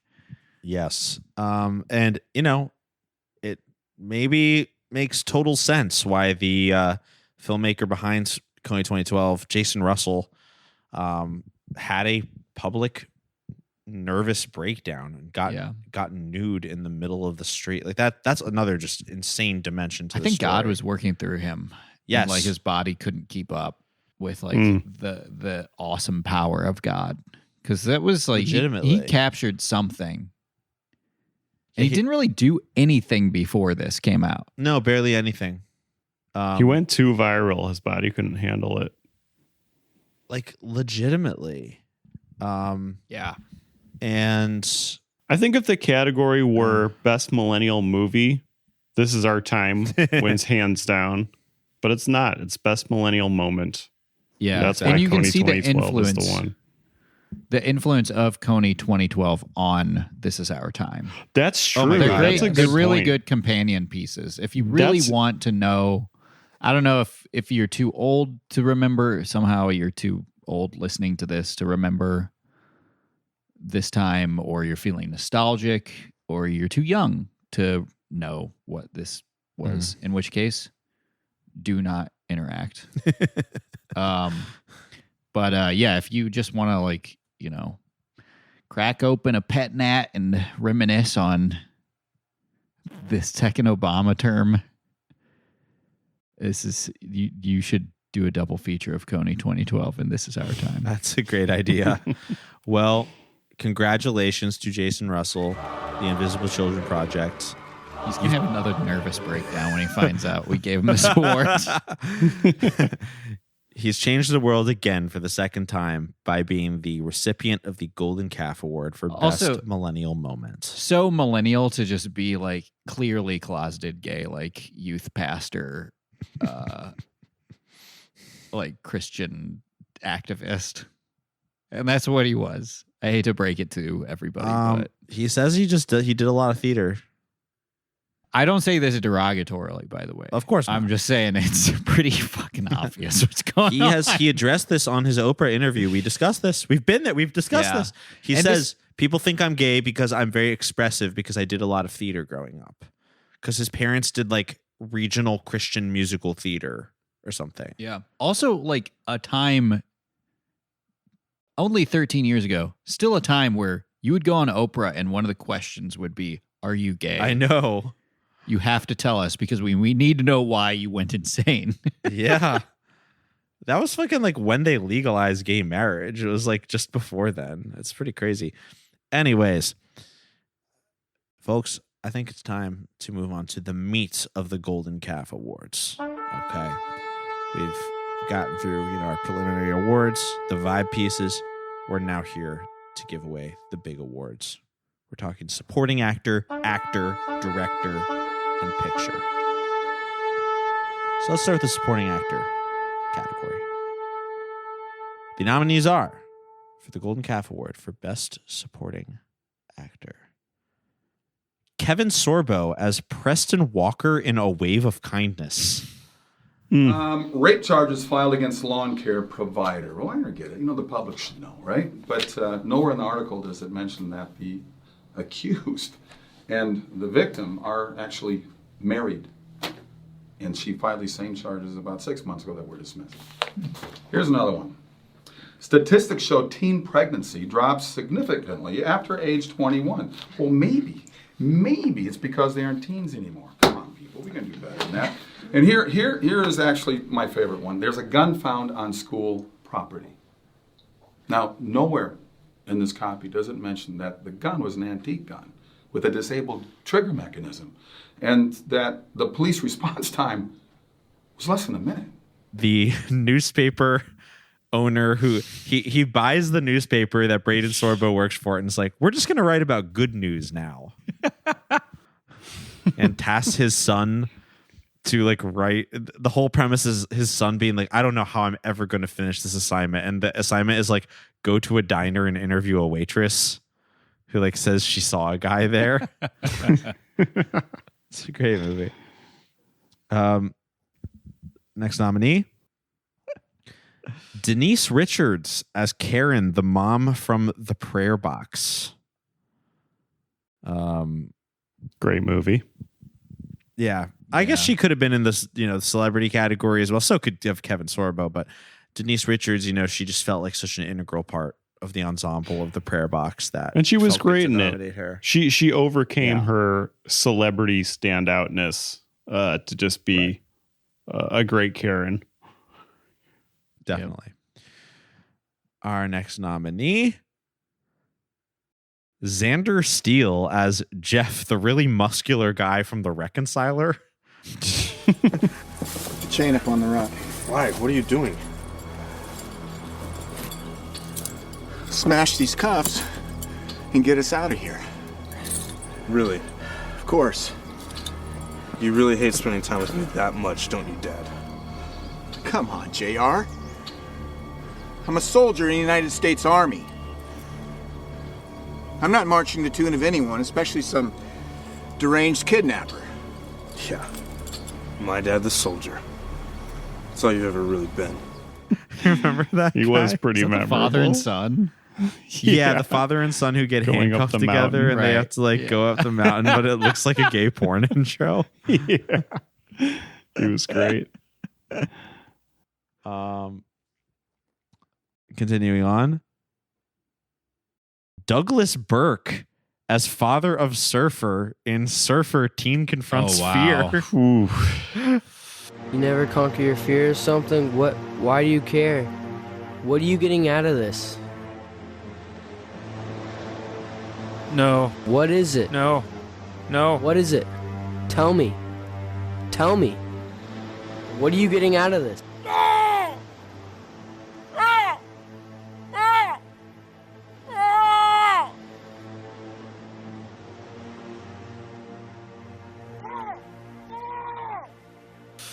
I mean, that one's going to be hard to beat. The monologue alone. The monologue alone is I want to transcribe word for word and do in a theater class. Yeah. Because it takes you places. So one to watch. But in an unprecedented move, nominated twice in this category, we also not recognize Kevin Sorbo's performance as Calvin from Let the Lion Roar, where he plays, the philosopher Calvin who invented Calvinism, and he looks at the camera and says things like, "I will not eat with the Jews." A lot of good clips there. A lot of really good clips. And our final nominee is Whoever played the tree in the Magic Christmas Tree from 1964. Scott is not sure. He wrote down James Crocker or Herbert Effman. We don't know exactly, but one of them played the tree in the Magic Christmas Tree, and he was really good at it. I checked multiple sources, including the VHS tape, and could not figure out which of the people it was. That's so funny. I'm glad that you have I forgot you had the physical. It would be pretty funny to nominate just for that reason alone. It'd be really funny to like give out a Golden Calf Award for like, we're actually not sure who was this guy. But I don't know. To me, there's a pretty standout choice here. Yeah. Like, let's say it on 3 and see if we all agree. Okay. 1, 2, 3. Douglas Burke as father of Surfer Jenkins Friends. Yeah, I mean, this is a category with lots of options, but like, you know, Douglas Burke. I mean, hell, we saw the Q&A. We saw him speak. He's also the filmmaker, and like, maybe that added to our perception of him as an actor in the film, but he just brings so much power and vitality to his screen presence. Like, I almost can't think of an actor in any one of the films we watched last year that wanted to be there more than him. Yes. Like he was acting like it was his last chance to tell the world what he knows. And that is a lot. And I think it was like a life-changing performance. Yeah. For his life and ours. Absolutely. I don't think you can watch that movie and see that performance and not walk away like thinking about that for as long as you can remember. Totally. It's your whale boy. They didn't tell me I could feel. That wasn't part of the deal. And that's not even to mention like his performance in the hospital, in which he does not have any lines, but is still so powerful. Very He's powerful. All like gnarled. He's all like gnarled and like his mouth is open. My God. So crazy. He's amazing. He's a fantastic actor.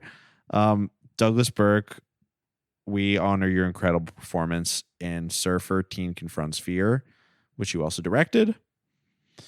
We'll give you a very special Golden Calf Award made out of jellyfish parts and electricity. Yep. Congratulations. Well, moving on to the best actor category. This is where stuff starts getting pretty serious.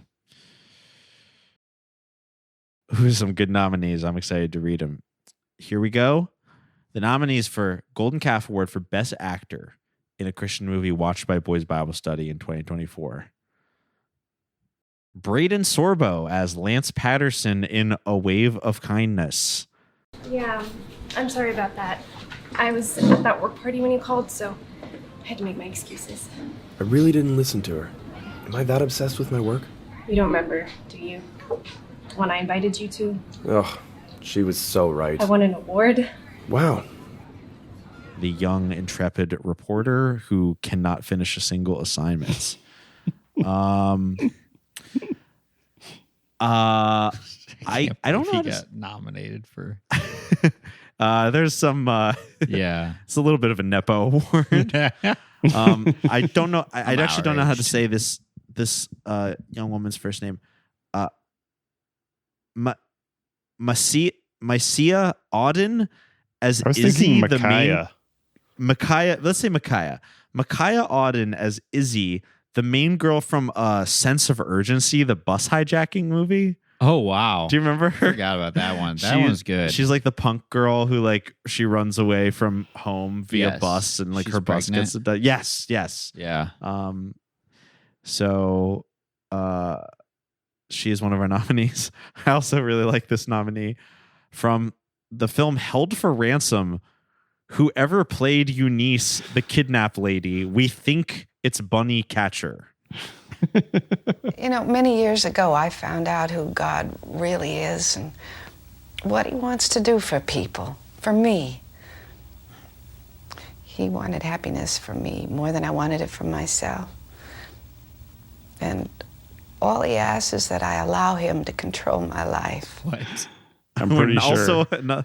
another nominee that we are actually not 100% sure who is in this because sources are not completely clear. But Eunice, if you remember, she's also captured. She's held for ransom in the film Held for Ransom. Right. She does a great job. She has like bandages taped over her eyes, like and she talks to the one kidnapper about Christianity. And she's never been happier. She's never been happier than it's kidnapped. Yeah. Right. 3 more nominees for his outstanding performance in The Basket. Peter Coyote as Martin Conlon, the professor in The Basket who teaches the kids about the opera. I loved his performance. I thought he was fantastic. Second to last, from 2006's Father Dad, Layla Velez as Madge, the protagonist of Father Dad. She's the tough talking, New York City woman who is happy with her new man, Father Dad, and wants to leave. I can't remember her ex's. It's like he has like a demon name. His name is like it's like Lucifer or something. Yeah. I can't remember. But she's amazing. And lastly, from 2014's Let the Lion Roar, Derek Frank as himself. In 1536, in what can only be described as a God incidence, Calvin's travels were diverted through Geneva. The citizens had just evicted the Catholic authorities, which had left them leaderless, but open to being reformed. I'm going with Derek Frank. I mean, come on. Me too. I can't. Yeah, it is a tour de force, similar to Douglas Burke. Yes. That was just like, it's just so captivating when one person just opens their mind to allow you to see the madness inside. Yeah, truly. And commit it so confidently to the visual medium in a way that I didn't even think was like possible to make a film. It's like Encarta Mind Maze. Yeah. It was a new way of making a documentary, movie. also historical fiction. It was incredible. Truly, no. We discussed this because I re-listened to some of the episode we did, and we were marveling at how it was legitimately a new type of movie. Like he unlocked a new form. Yeah, it was like if the spiritual heritage documentary, if that narrator had been like, and I was there, and just stared into the camera as he said it, and be like, yeah, it's impossible, but I believe you. And it's like to create this like new genre of film or a new aesthetic, but also like to create this new aesthetic and know how to like pull it off is really impressive too. Yes. Well, he certainly had help from his daughter, Vanessa Frank, who was the director of the film. But it's pretty obvious that, Derek, this is about his life. It's like a biographical journey. And he brought such life to the screen. Derek Frank, come collect your award. The Golden Calf Award for Best Actor. Congratulations, sir. Incredible. And I do want to say real quick, the clear second to me is whoever played Eunice, I believe Bunny Catcher. Oh yeah, she was great. Was good. For Ransom. Yeah, awesome. I liked her. I mean, I don't know. I was partial to Peter Coyote as Martin Conlon. He might have been my second choice. Like I just really liked his performance. I thought he was great, and he really carried that movie in sort of like a classic like Hollywood leading man way for us. But hey, we got 2 big categories. This is where legends are made. Let's discuss our best director. Sure. Should we take 3 minutes? Right Okay. We're going to take a pee break if you're doing that. So we'll be quick.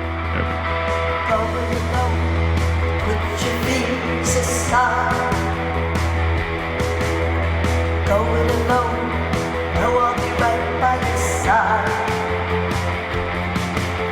and ride the wave. Going alone, ain't no place to hide. Going alone,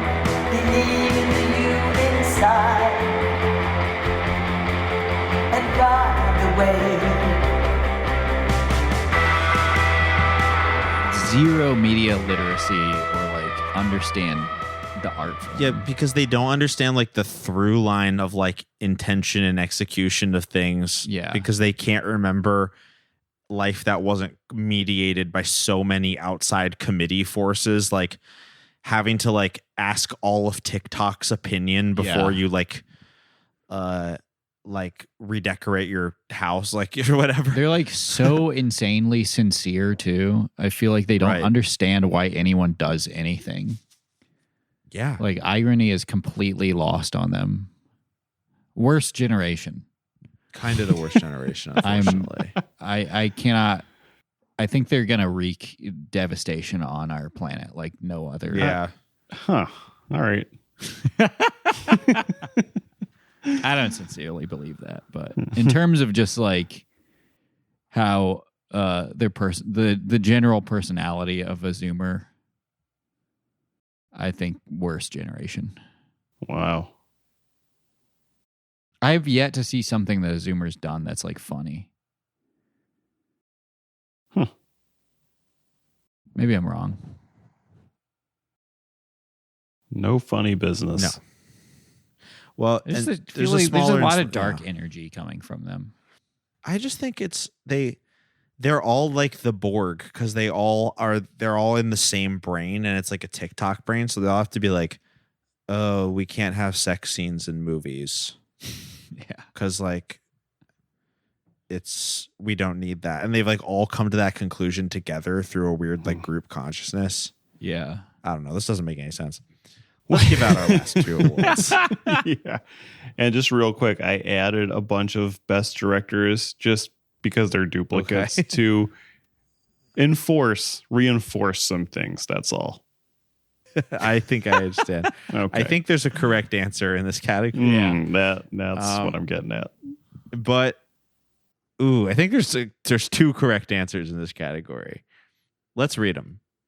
Well, it's time to honor the best director for 2024. This is our fifth time giving out this award. It's a prestigious crew. I think the director award is especially very important to us because like so much of DIY film is like force of personality.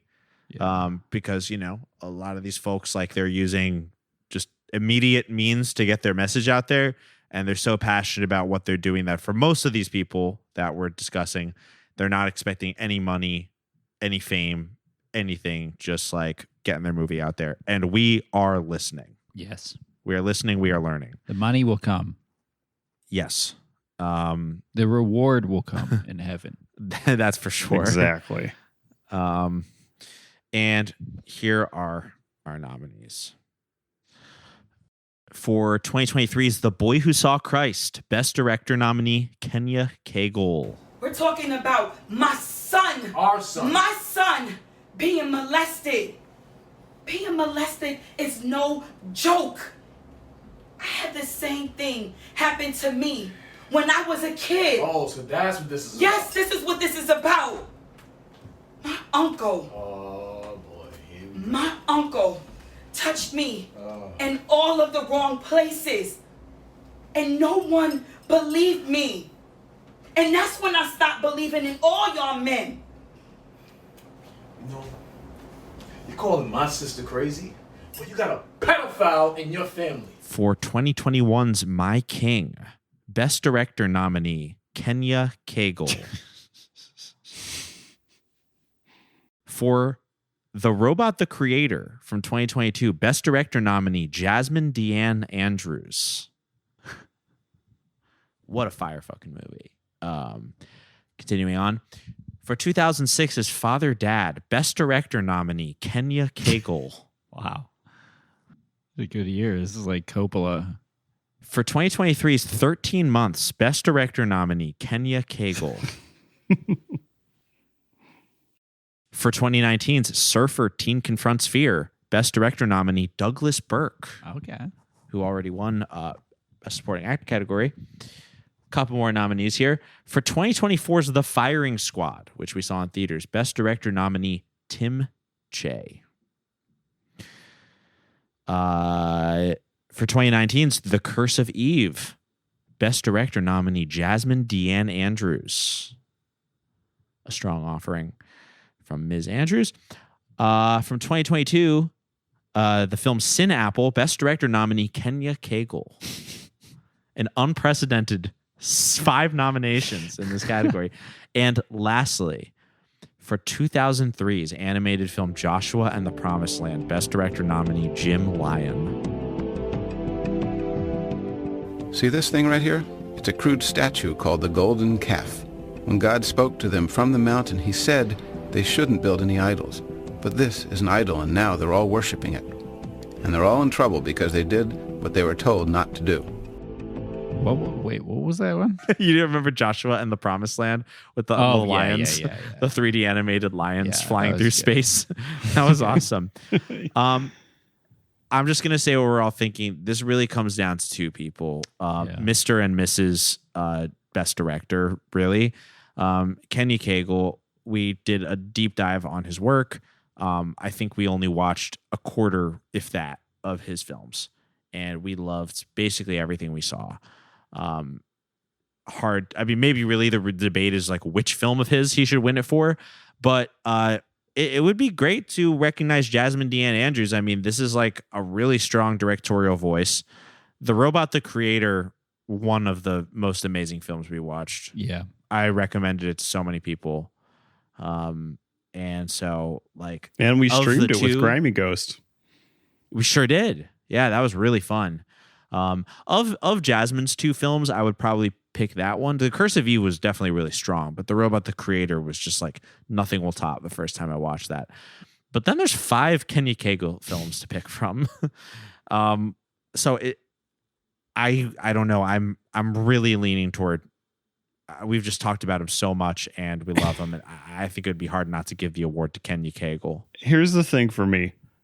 If I had to convince an art house crowd of a movie that we watched this past year, I would pick The Curse of Eve. And that is mostly due to Jasmine Deanne Andrews' work on that. It was unique. It was a great use of found houses to make a spooky haunted house movie. She truly worked with what she had to make the most of it in a way that really worked well. But Kenya Cagle, sure, we watched 5 of his movies. I watched a lot more of his YouTube videos as well because of these movies. So, I mean, just like how Jason Campbell won in the past, he did win, right? Mm-hmm. I think so. I mean, I can't remember who won last year.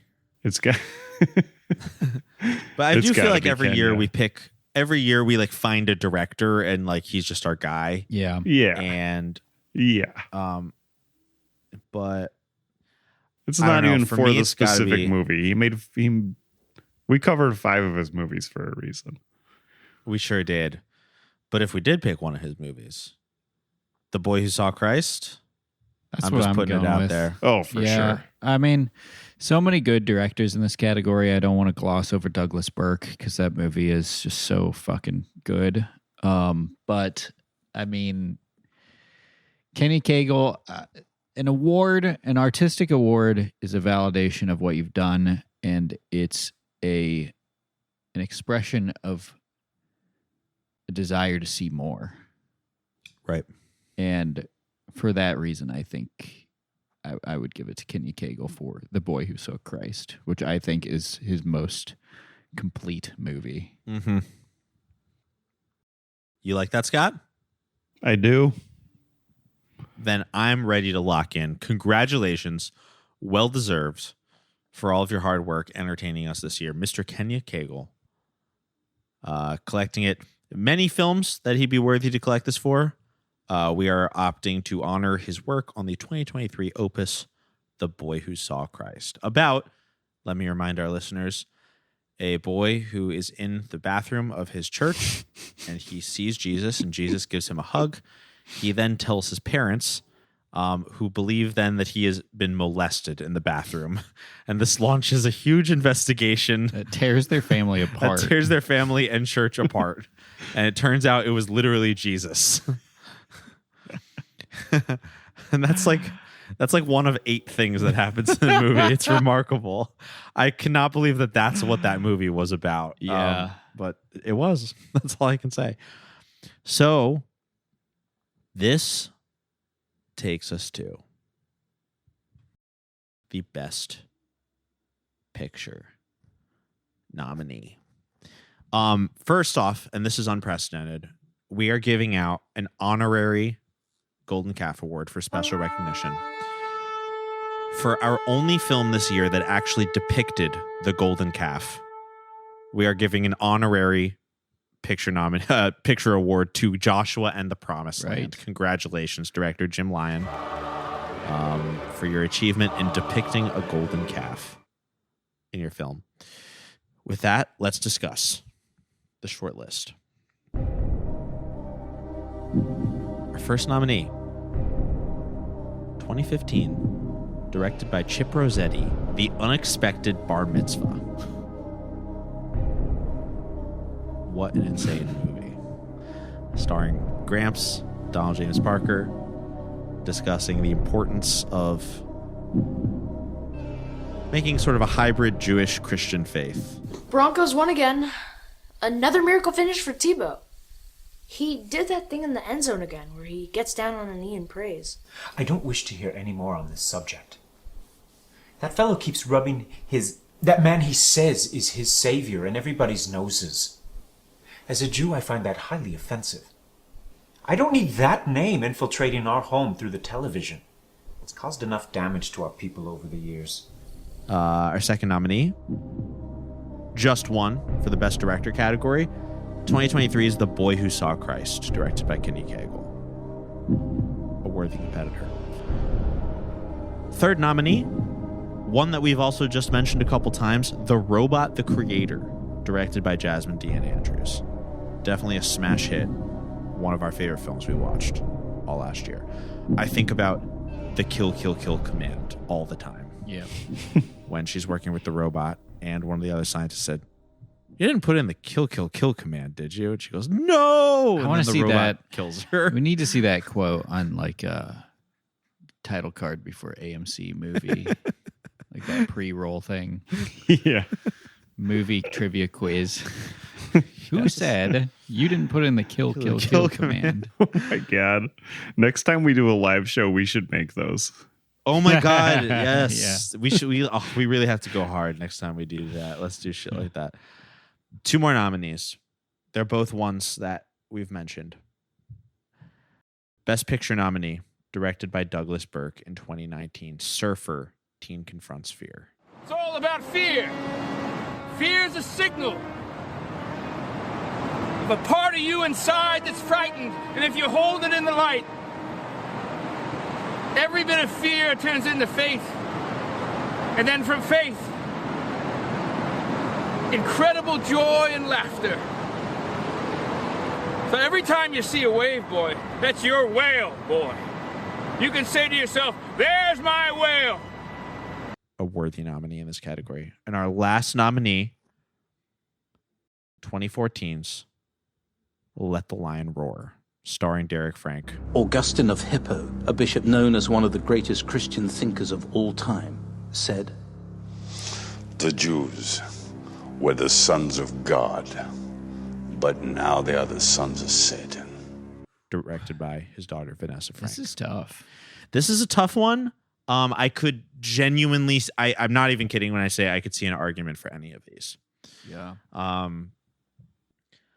There are some folks we've already honored. I don't know that doesn't necessarily mean I think, you know, I like to give like to honor a depth of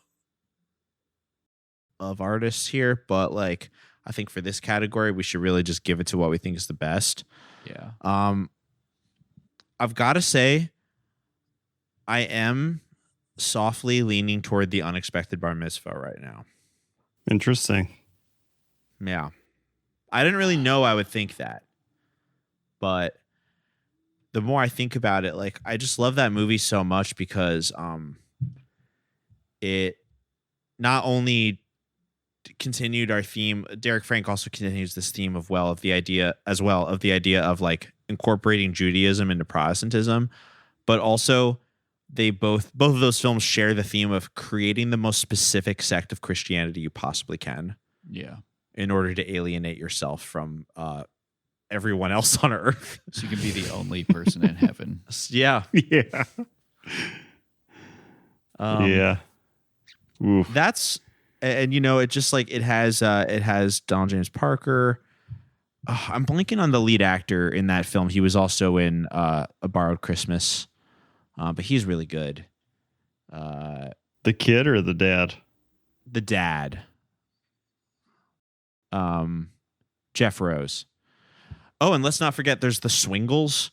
Rich Swingle and Joyce Swingle play the Jewish couple, and they're like Christian actors, and they've also appeared in like Lammerman films. Just a horrible That's right. anti-Semitic Amazing. portrayal.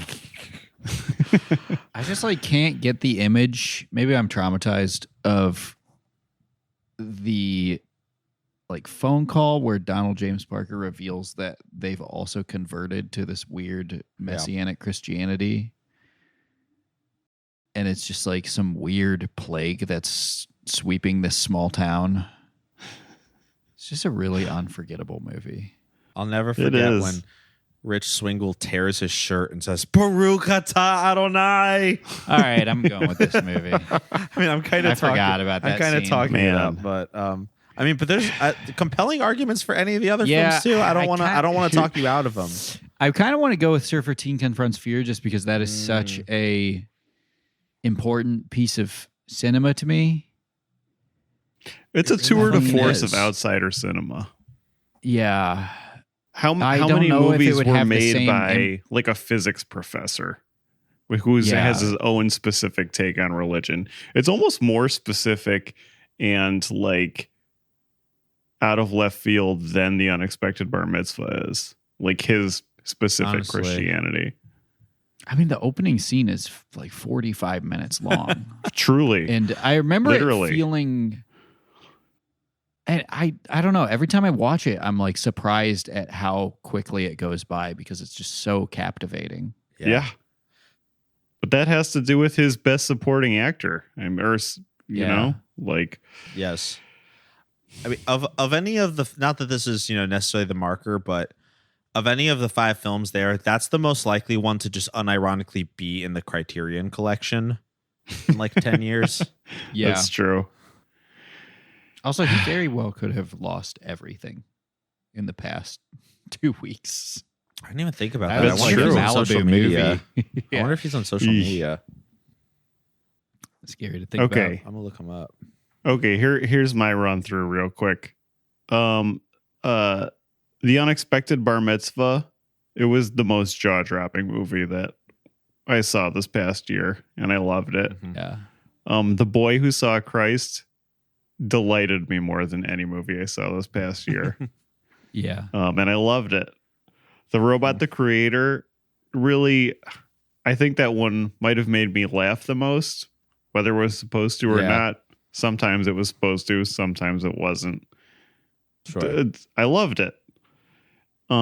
Surfer Teen Confronts Fear for all the reasons y'all just said. Incredible movie.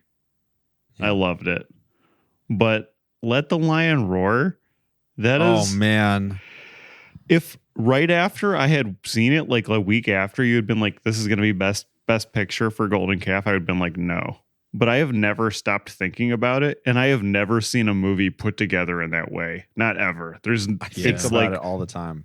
All the other movies we just talked about, I've seen movies put together at least similarly. Like Surfer Teen Confronts Fear is probably pushing it the most because of that 45-minute intro scene. But like, I have never seen anything put together like Let the Lion Roar.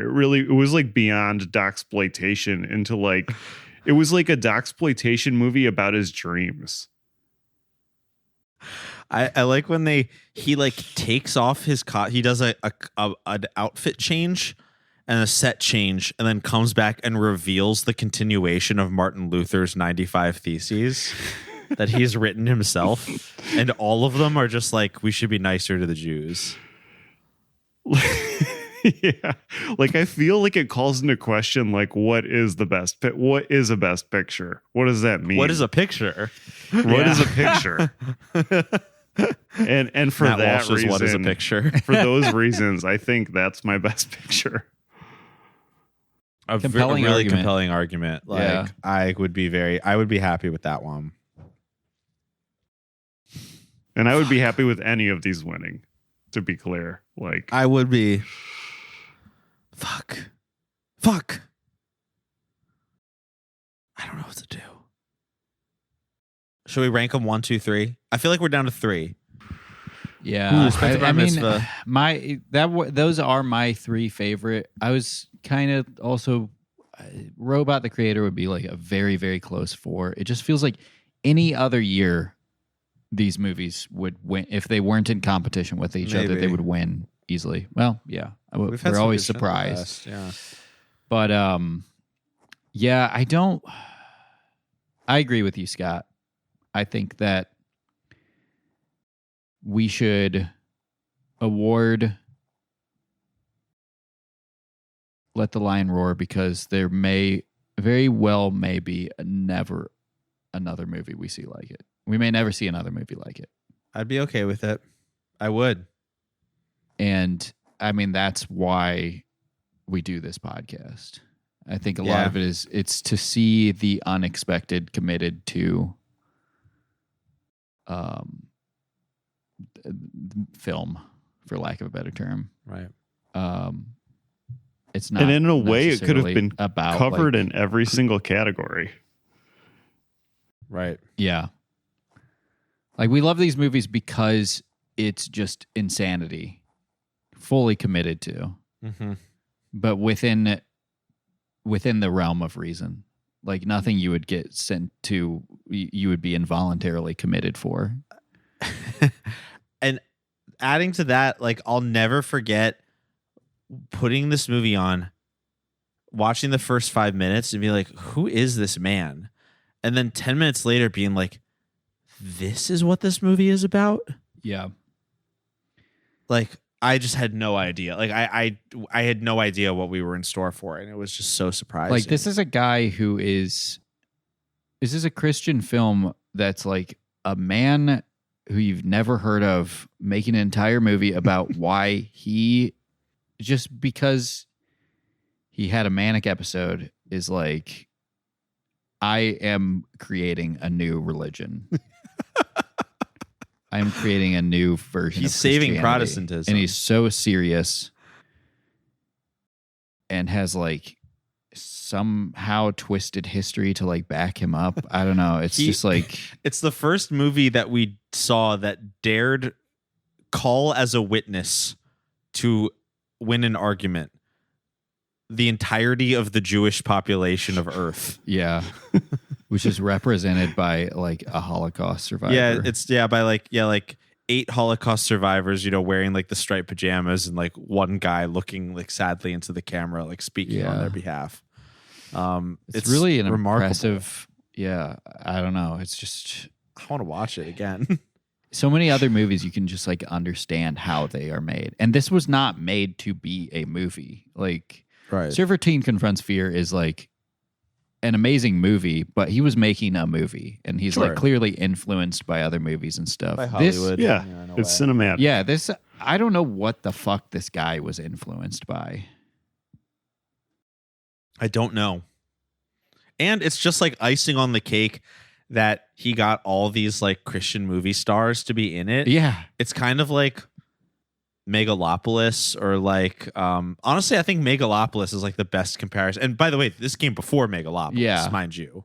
It's like the closest movie I can think of to I it. said Encarta Mind Maze earlier, but it's like the thing it like reminds me more of is, did you ever have those like Encyclopedia Britannica CDs where it would just, you'd literally just be looking at like pages of an encyclopedia, and you could like click on little animations and stuff? Yeah, Microsoft Encarta, that was one of those. Yeah.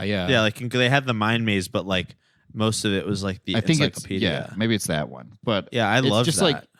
Like, he made like a movie that seems like that's the only other form of media he has experienced. That's insane. Well, team, I think I'm ready to lock in. I'm ready to lock in. The Boys Bible Study Best Picture for the 5th anniversary of our Golden Calf Awards.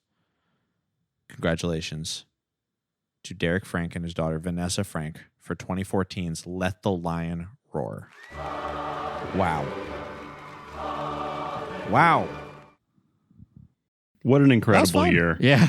What an incredible year. Great year. Oh man, for movies. I should have brought up what was like our previous winners. I'm pretty sure our first ever winner was Audacity. The extremely homophobic Ray Comfort movie. Yeah. Mm-hmm. That was I think that was our first ever Golden Calf Best Picture winner. But it would have been fun to put together some stats of the others, but I didn't think to do so. Let me see if I have them easily at hand, but I kind of doubt it. Yeah, there's always next year. Sure. But hey, we took a couple weeks, but we did it. We took our 5th lap around the sun as a podcast, and we also honored the best in Christian film. So, here's to another year and all the new contemporary classics we may discover. So, before we go, I do, as usual, want to thank our generous Patreon subscribers, especially our patron saints at the $20 tier.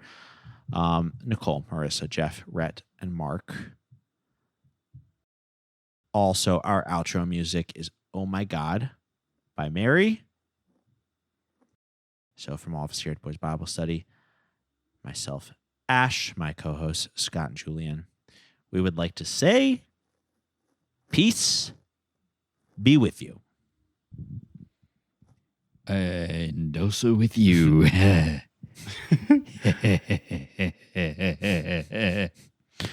I think in 2023, we gave out the winner for Elijah's Secret. I think that was our best picture. Oh, yeah. Forgive me, Father, for I have sinned. I feel your love in me, it's coming from within. Oh my God, my devotion is so unwavering. Divine emotions when you enter me.